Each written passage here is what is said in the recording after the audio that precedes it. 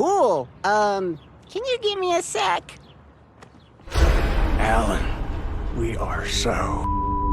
If you've been on the internet over the past few days, you'll have noticed that there's been a lot of discourse over the new season of Overwatch 2, Haunted Masquerade, and a lot of it hasn't exactly been good discourse. People think that the season looks rather lackluster, with Blizzard pulling their usual bullshit like giving Kiri another 2 skins, and even the mythic weapon skin for this season. When will it end? It also looks like they're cheaping out on the collab by bringing back One Punch Man, but adding a couple of skins, one of which looks like it's for Wu Yong. Yeah, I'm done. Pack it up, I'm not doing this shit again. They're already giving him the Kiriko treatment after a single season. I get that he's new and all, but other heroes need skins too. When was the last time Zarya got a new legendary? Like, season 15? It's just disappointing seeing the same handful of heroes get new cosmetics season after season, leaving the others to rot. Speaking of cosmetics, let's talk about them in a sort of quick fire round. The Battle Pass skins are okay, not particularly Halloween-y, but a few of them definitely stand out more than others, which, you know, that's usually the case. They have, however, committed the worst crime imaginable. They put the new Ramatra skin behind a $40 paywall. Yes, after months of begging the team relentlessly to not neglect Ramatra because the last actual skin outside of collabs he got was Diesel Baron, they finally listened to us. Great. But then immediately said, go fuck yourselves, and slapped a $40 price tag on it. What are we doing? Oh, we were right there, man! The store skins are, again, just okay. I love the Roadhog skin, and the Baptiste skin is pretty cool too, but the others are just kind of forgettable and look like other skins that are already in the game. Blizzard's fascination with Japan is getting genuinely unhealthy. I'm so bored of getting Oni skins and stuff like that. It's just repeat after repeat. Moving on, the Mythics. Yes, Mythics plural, because we're actually getting 2 Mythic Hero skins this season. The Life Weaver one, which is, I'll pass, thank you, and the Junkrat one in the mid-season, but we don't know what that looks like yet.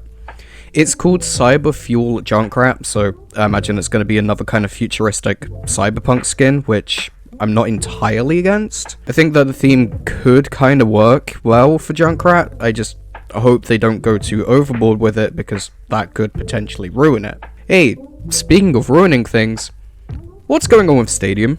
Seriously?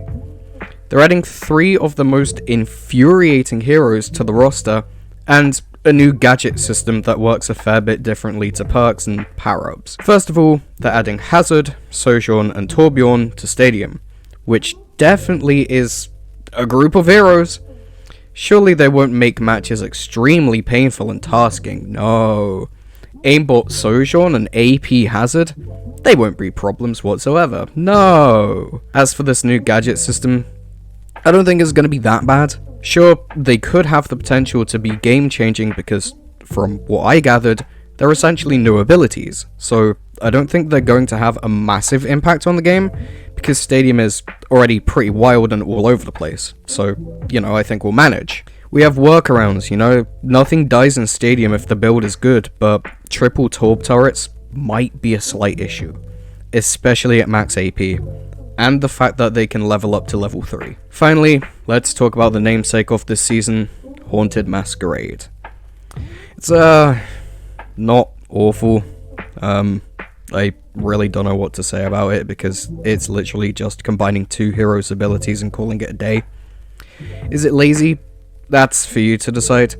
I think it's cool because it's kind of like Overwatch's response to Marvel Rivals' team-up abilities, just bundled into one hero and only available through an event.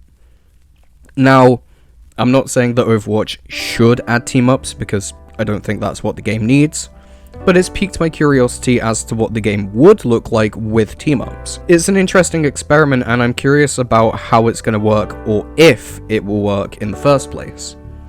That's about it. I genuinely don't know what to say about this event, because it isn't as extravagant as something like Junkenstein's Lab or Junkenstein's Revenge.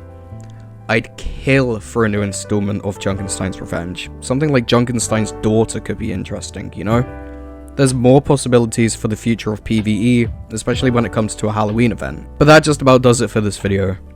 It's kind of a shame I have to make this video because, generally speaking, I'm pretty optimistic when it comes to stuff being added to Overwatch. There's usually a few things for me to look forward to in every season, even if the rest of the content doesn't look all that great. But outside of the new hero trial at the end of this season, it's looking like it's going to be a rough one. Sure, we get 2 mythics this season, but everything else just feels half-baked and rushed out compared to previous seasons. I mean, just look at the collab. One Punch Man is returning this season, which, you know, it is pretty cool. But it looks like this is the only collab we're getting. They're adding a couple of skins, one of which looks like it's going to be for Wu Yang, which is annoying to say the least. But that's it. They're calling it a day there. It's just sad because I feel like they're getting complacent now that their competition died down and isn't at the scale that it once was. By no means am I saying Marvel Rivals is dead, it's just got the true player base now rather than the hundreds of thousands of people that flocked to it because it was new and shiny. I just don't want them to get complacent because that's how the game gets to the state it was way back when Marvel Rivals wasn't even out. Nobody wants a repeat of Call of the Hunt. Those were dark times.